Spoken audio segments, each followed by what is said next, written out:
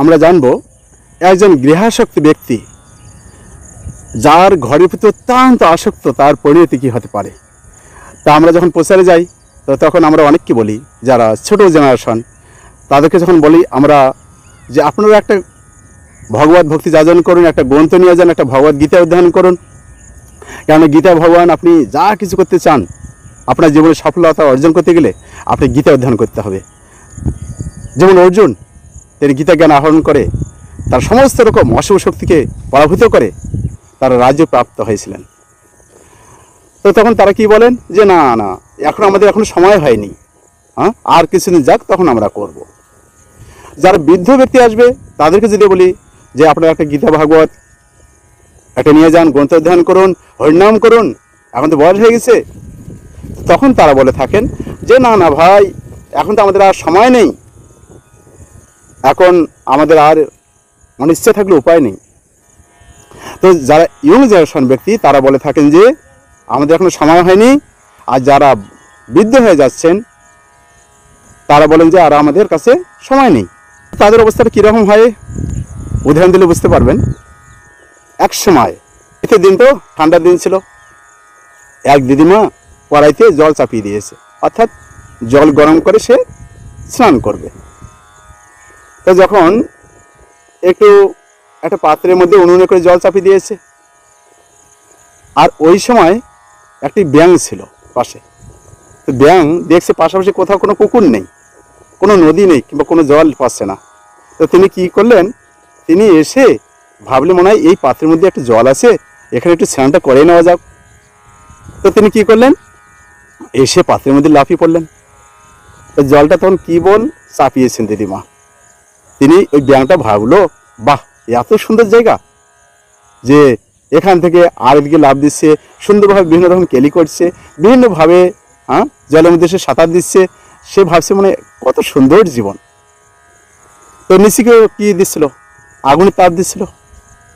তা দিদিমা যখন আগুনের তাপ দিচ্ছে আস্তে আস্তে জলটা কি হচ্ছে, আস্তে আস্তে গরম হচ্ছে।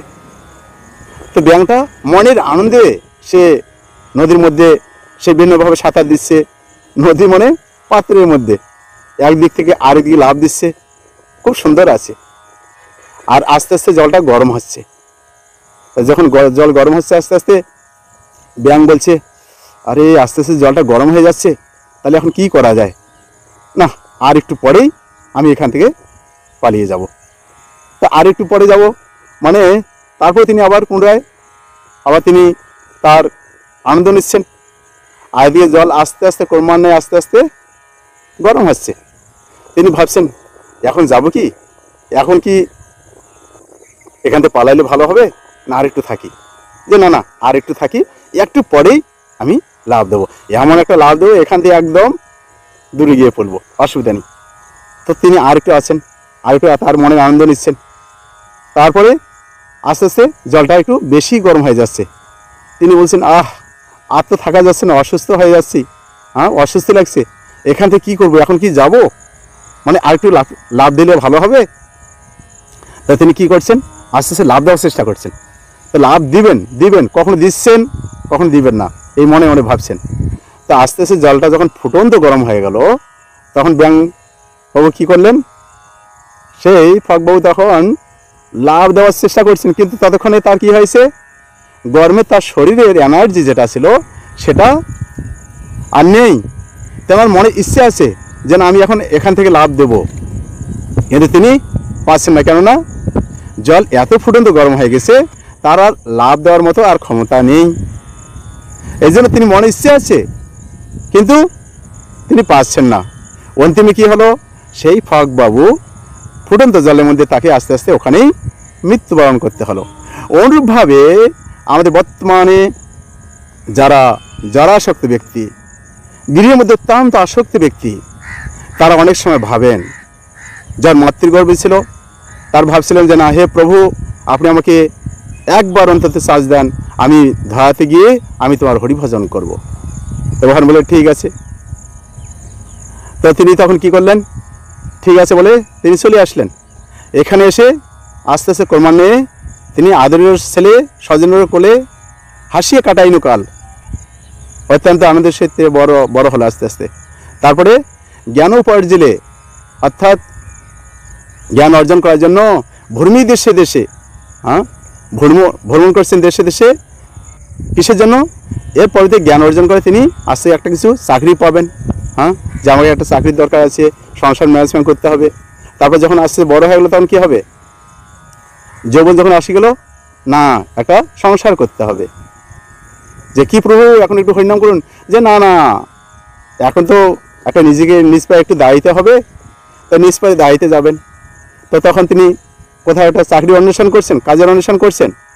যখন কাজ হয়ে গেল তখন কীভাবে একটু ভালো বাড়ি, ভালো নারী, ভালো গাড়ি করতে পারবো, তার একটাই চিন্তা। অর্থাৎ তিনি যে কথা দিয়েছিলেন মাতৃগর্ভে, সেই কথা ভুলেই গিয়েছেন একদম। তারপরে ভগবান অনেক সময় কী করেন, আরে তো এই অবস্থা, কোনো সাধু সন্তুকে পাঠিয়ে দিল যে যাও তাকে তুমি একটু বুঝাও। তো তিনি যখন সাধু সন্তুকে এসে বুঝাচ্ছে যে তুমি হরিনাম করো, কিছু করো, তিনি বলছেন না না আর কিছুদিন যাক, আর কিছুদিন এইটা কাজ হয়ে গেলেই আমি হরিনাম করবো। তিনি খেলা করছেন, গীতা ভাগবত পড়ছেন না, হরিনাম করছেন না। আসলে তিনি ভাবলেন যে না, বিয়ে শাদী করার পরেই আমি গীতার সংসার করবো, কৃষ্ণের সংসার করবো। যখন তিনি সংসার জীবনে প্রবেশ করলেন তখন আস্তে আস্তে তার কী হলো, তার টাকা পয়সার প্রয়োজন আছে, একটা বাচ্চা কাচ্চা নিতে হবে।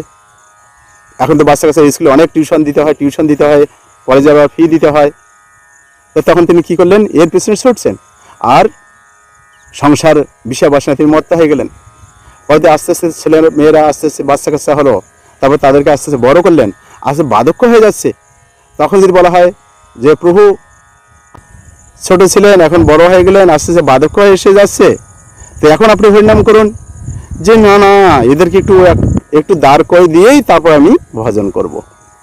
তো যখন দাঁড় হয়ে যাচ্ছে, আস্তে বার্ধক্য হয়ে যাচ্ছে, তো তখন কি হলো, আস্তে আস্তে যেহেতু তাদের প্রতি আসক্ত হয়ে গেছে, এই জন্য আর তারা কৃষ্ণ ভজন হলো না।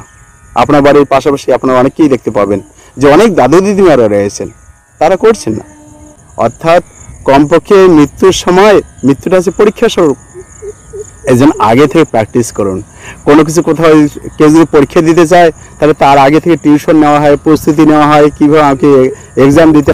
তেমন মৃত্যুর সময় যে পরীক্ষাটা দেবেন আপনারা, তার আগে কি আপনারা কখনো এক্সাম নিয়েছেন, কারো কাছে টিউশন নিয়েছেন, কোনো কি প্র্যাকটিস করছেন, তার কি প্রস্তুতি নিয়েছেন? তাই আপনার এখন থেকে মৃত্যুর সময় আপনি ওই প্রস্তুতির পরীক্ষাটা এখন থেকে আপনারা নেন। আপনারা হরিনাম করুন, ভাগবত গ্রন্থ অধ্যয়ন করুন, সাধুসঙ্গ করুন, নাম সংকীর্তন করুন, তাহলে দুর্লভ মনুষ্য জীবন সার্থক হবে। কৃষ্ণের সংসার করো ছাড়িও না চার। হরে কৃষ্ণ।